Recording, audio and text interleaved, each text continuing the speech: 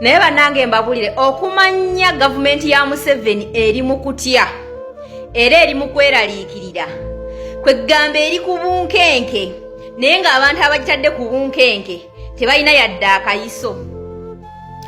Saawa zino abaNRM batulaga nti bagenda kutwala NUP mu kkooti olw'ekalulu k'ekawempe era NUP yabbya akalulu era NUP yakolaganye ne poliisi ne bakuba abantu ne babba akalulu era NUP yakolagana n'abajjaati ne bajja ne bayingira mu kalulu k'ekawempe. Naye kambabuulire mu Uganda tuli mu kintu kye bayita deep state nti omusajja ali mu buyinza gwe tulaba nga president saawa eno Museveni ekyamazima ali mentally old takyasobola kutegeera bintu bimu bigenda mu maaso mu ggwanga and is being used by those people abamuli ku lusegere era bakozesa amaanyi g'omusajja oyo okola ku bannayuganda ebikolobero. Abantu abeetoolodde Museveni gurupu ya Museveni bakozesa Museveni nga y'obukadde bwe ne bakozesa obukadde bwe n'embeera ye gyalimu ey'obukadde ne bakozesa amaanyi gaago okutulugunya bannayuganda n'okuteeka eggwanga ku bunkenke. Kaakati baagala okutusiruwaza nti mu kaseera kano Nuupu ye yadiployinze ebimotoka eby'emmamba n'ebiteeka mu kalulu k'ekawempe. Ekyamazima bagezezzaako okubba akalulu k'ekawempe naye kaabalemeredde. Akalulu kaabadde kangi ekyo kye tuyita protest vote. Mu kalonde ng'akangi banoonye ne bwe bakabba kabule. Banoonye kye bagenda okubba kireme. Akalulu kaabalemeredde okubba. Wadde abalonzi abalonze baabadde batono, TANAPU yabadde ntono naye baakakubye mu bungi. Wadde TANAPU yabadde ntono naye abalonze NUP baabadde bangi. So ne babalemesa okubba akalulu ako. Kati mu kuswala kwonna n'ebikolobero byonna bye baakoze ku bannansi n'ebikolobero bye baakoze ku bannamawulire kati baagala kuzannya mind game, baagala kuzannya reverse psychology, baagala kuzannya tactic ya kwegamba okufuula abantu nti bakwata ekibatuddemu ne bakibulaminga bejjeko omusango. Oba okitegeera mesaje yange negenda eri ababyokwerinda, akina maje, akina polisi, akina jati, akina biki, mwenna obubinja bammwe obw'ebyokwerinda obukuba abantu n'ebiyaaye bye mupangisa okuba bannayuganda. Sike kaseera nti bannayuganda mubakubye ekimala, sike kaseera nti bannayuganda mubatulugunyiza ekimala, naye mwali mutuddekawo ne mwebuuza abantu bano betutulugunya tubatulugunyiza to the extent nti tebakyalina kizibwako. Mwe mulowooza bannayuganda bwe banaaba basituse okuzza omuliro ku bikolobero bye mubakozeeko, will you manage them? I'm just asking. Ab'ebyokwerinda omuli poliisi, omuli amagye, omuli jati, omuli abayaye be mukozesa mukubye bannayuganda era kati NRM etulaga nti aba NUP be bamenya ababaka baabwe, be bakuba abantu baabwe, be bawamba abantu, be bakuba bannamawulire era ne babba n'akalulu. Bantu mmwe temukyaswala. Olaba mutandise okubeera ku defensive. Mugenda kuwulira akaliro. Bantu mmwe mugenda kuwulira akaliro. Bannayuganda mubatulugunyiza, mubakubye emiggo, mubasibye, mubokyezza, mubawambye, temubaguddeeko misango, mukubye bannamulye kwega buli kimu mukyekoze. Mulaba nga temulina kye mutannakola. Era muli mu space mwegazanya obuyinza muyina bungi nnyo naye temubeeraawo ne mulowooza nti kati bannayuganda batuuse ku piiki beetamiddwa. Era be banaaba bamaze okwetamwa nga basazeewo gamba nti enough is enough, kana akamanyiro kalina okukoma. Will you manage them? Mujja kuba managinga. Eno message yange egende eri mmwe abantu ba NRM. Abantu ba NRM mulekerawo ejjogo n'okulowooza nti eggwanga Uganda ffenna tulina kuwagira gubiina gwammwe ogwa NRM. NRM nga bwe yawangula ddi Kawempe. Temulaba nti muswala n'okuswala.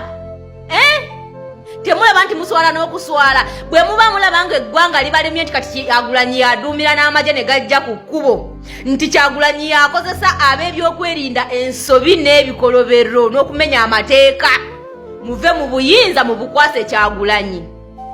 Bwe muba mutuuse okulaga nti Kyagulanyi yalagira abakozi b'ebikolobero abo abayitibwa ab'ebyokwerinda, nze sikyabayita ba byakwerinda, batabanguzi ba ddembe, tebakyali bakuuma ddembe, muve mu buyinza mu bukwase Kyagulanyi kubanga temukyasobola. temukyasobola bantu mmwe oba okitegeera. Ndabye nga poliisi yekalangala enkuba egitutte basaba nnyonyi ebajjewo naye mulowooza anaayina obudde bwammwe mu abapoliisi mufe amazzi gabatwale teri ayina budde bwammwe. Ennyonyi zaweddemu amafuta nga bakuuma kalulu kannalukoola mukitegeera. Ennyonyi zaweddemu amafuta nti munnaye zasiiba zeewombera mu bbanga. Aba NUP batujje era bayeekeraani bwe mulimanya nti nno mukuuma lubugo nga lubaale mubbe mwe abapoliisi abeesiriwaza bwe batima ku makubo ne mutandika okutulugunya bannansi. Bannayuganda mubakubye ekimala kati saawa zino musattira mushufutinga emisango mugiteeka eno mulaba nga nammwe emisango gibeetimbye ekkoli bajjudde temukyalina we mulyeyozaako. Kati mwagala kutandika kuwaayiriza mwagala kutandika ku blackmailinga manipulation mind game reverse psychology byonna. Shame upon you.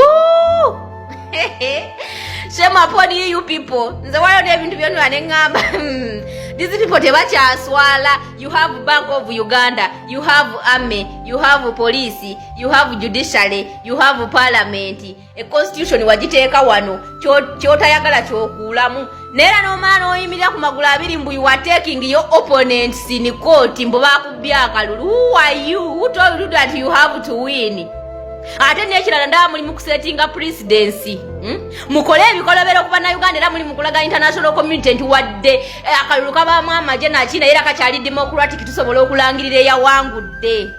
Wadde tukoze ebikolobero ku bannayuganda tubakubyekubye emiggo but still the government esobola okuluzinga akalulu era bakyasobola okulangirira awangudde so that nti newo munaakola ebikolobero mu 2026 era mulangirire be mwagala bajja gamba you see even in mukalulu kali twakola ebikolobero naye twalangirira awangudde. Temujja kutusiriwalirako bantu mmwe. Mwina okubeera accountable ku bikolobero byomukola ku bannayuganda. Temwina ngwe mugenda kwebulabulizaako era ebikolobero bibali mu poliisi majaki na biki mwakyafuwala temukyalina kye mugamba bannayuganda.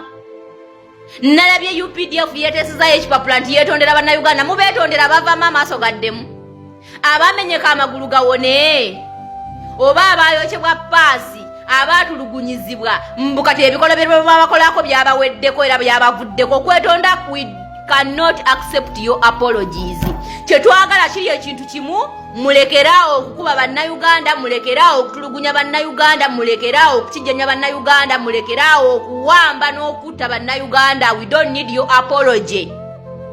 Ebitongole ebikyankalanya eddembe mu ggwanga Uganda omuli poliisi majaki na jata kina semwaya akina biki iso piso biki mulekeraawo okutulugunya bannayuganda. We don't need your apology. You just eat your apology. Okitegeera temugenda kutulugunya bannayuganda nga mujja we mwetonda okwetonda kwammwe tekulina makulu nga temukyusizza mu bikolwa byammwe. We are tired of you people. Era mubeerewo nga mukimanyi nti bannayuganda lwe balisituka okwedefendinga you are not going to manage them. Get to know that. Muyinza okulowooza nti this is just words. It is not words.